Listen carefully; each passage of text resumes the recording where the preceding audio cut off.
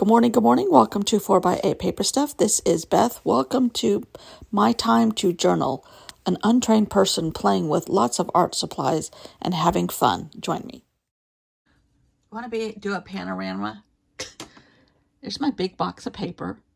I've got it standing up now, which there's more room in it so I can add more paper. But don't worry, because I have other boxes that I stuff paper into with the hopes of always trying to clean them out, but I never do.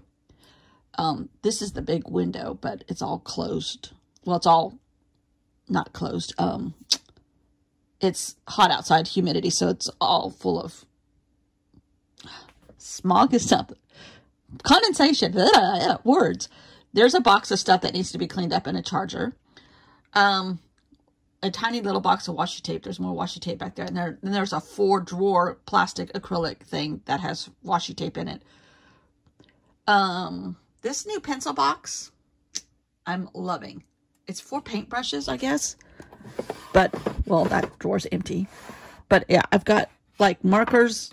No, these are gel pens in color order. Pencils in color order. Dirty water in 3 places. These are the Copics I have, which I really don't care to have any more than that. Oh, there's all my circle washi tape. Cool. Okay. And I don't know if there's anything in... Oh, there's more washi tape. Oh, and acrylic blocks. How about that? It's a good thing I opened them. I forgot all that was in there. Then I have... I'm going to try to do this without giving you a headache. I just recently bought that red toolbox. It is very cheap. Very cheap. And longer than I thought it was going to be, but my daily stuff is in there.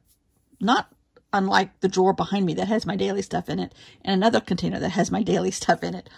And then these are all watercolors. Watercolor. These are the king of watercolors. These are the not Tombai, what are these called?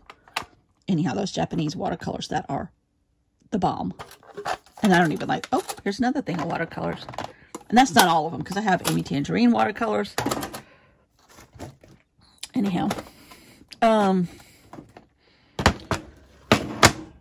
then we have more paper and stuff. Stuff. And the camera thingy arm. And that's not including the stack of drawers behind me. 1, 2, 3...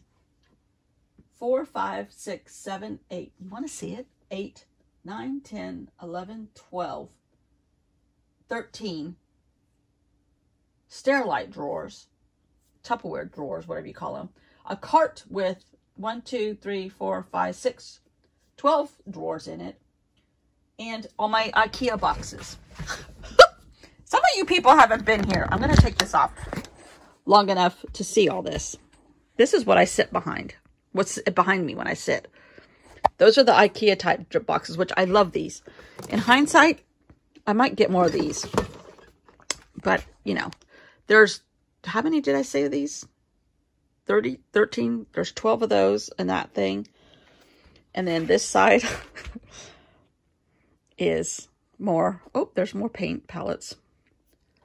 And it goes up. There's all my sticker books. Just the stickers that are in books. I have more stickers.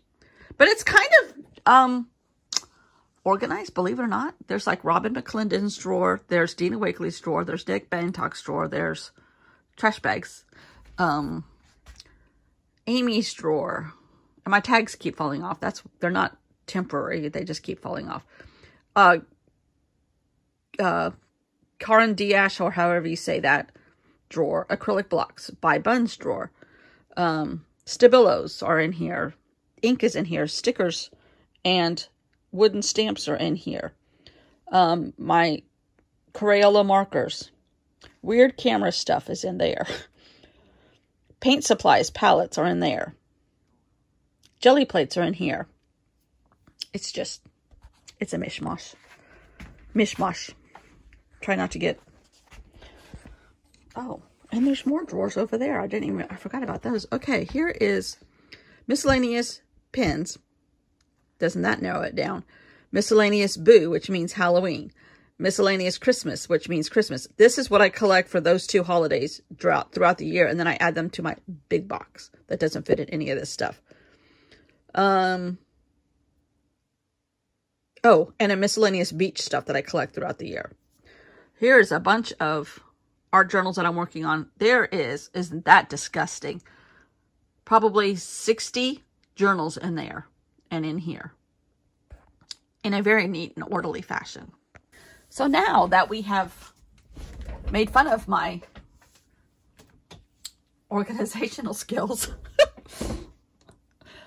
we're going to do a different person today. I had a different person picked out for today, but it was not working in my head at all. At all. So I have decided, last night I painted this so it would be dry this morning. This is just a book page. Actually, upside down currently. May stay like that. I don't know.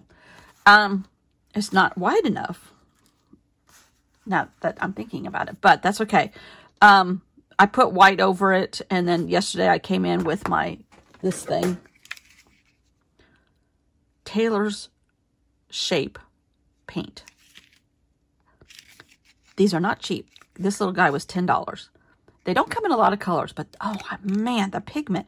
I mean, that's just a really light swipe with a really dirty brush over white. And then I came in with purple and made a purple border.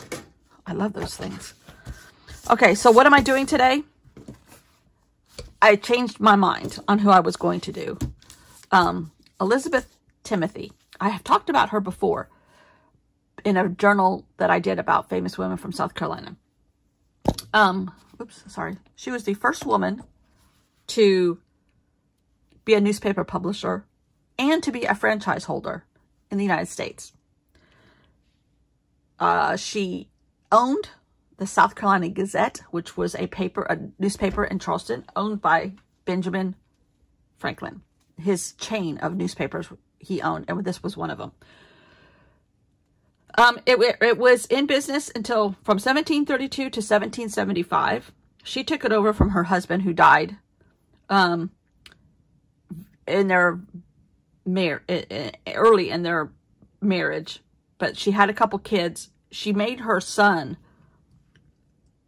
name on everything, and he was like 15 or 16, because nobody would believe her if she was a woman. But she ran a very successful newspaper from 1732 to 1775 until the American Revolution came through Charleston and the British captured it.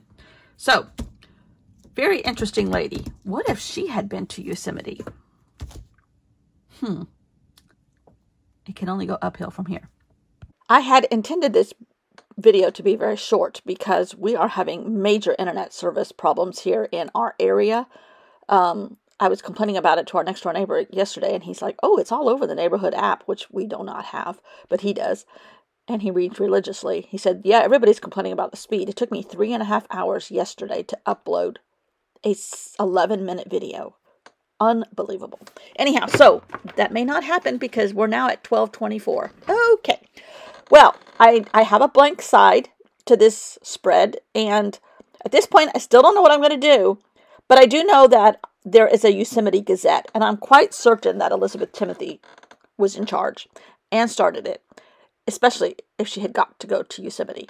And at this point, I'm stalling. Again, I'm putting my tags down because I still do not know what I'm going to do. I love this color combination. What am I going to do? And I'm like, oh, I'm going to just take notes for her future article from Yosemite in the Yosemite Gazette. Yes, she was taking notes sitting at the base of a tree somewhere. C. Jenkins, I think you're rubbing off on me. Not nearly enough, but I think you're rubbing off on me. And I did find some stamps, beautiful tree stamps that I forgot I had. Don't forget you have your stamps. Anyhow, and of course, the center didn't come out great, so I'm kind of faking it with the stem, what do you call that? The trunk of the tree. Anyhow, they're not redwoods, but they're beautiful, and that's okay. So I'm sitting at the base of a redwood, taking notes for my future article, and helping Elizabeth Timothy write an article for the Yosemite Gazette. So she took notes. Her categories were broken down into trees, history, and I can't remember the other one, but we'll get there. And trees, she had subcategories, how many, the colors, the species. Under history, she had geology and the native people and the national park theme overall, and trying to figure out all of that. That was how she was going to encompass that in her article. And then she came up with her third topic, which is the people. And I put Ansel Adams, John Muir, and Samuel Clemens because they were all able to go to Yosemite and they all were famous for Yosemite. Samuel Clemens was in the area. I'm going to include him because I needed a third. And then I got all these tiny little alphabet stamps out that you can buy at the checkout line at Michael's for like $1.99. Well, they were $1.99. They're probably like $7.99 now. Thanks, supply chain.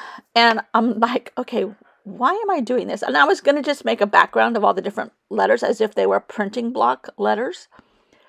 But then I remembered, we're in California.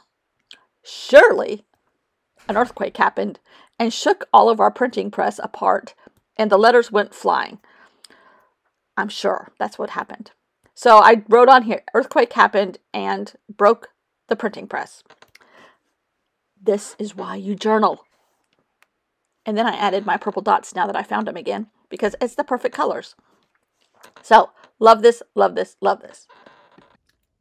Oh my gosh. Oh my gosh. Oh my gosh.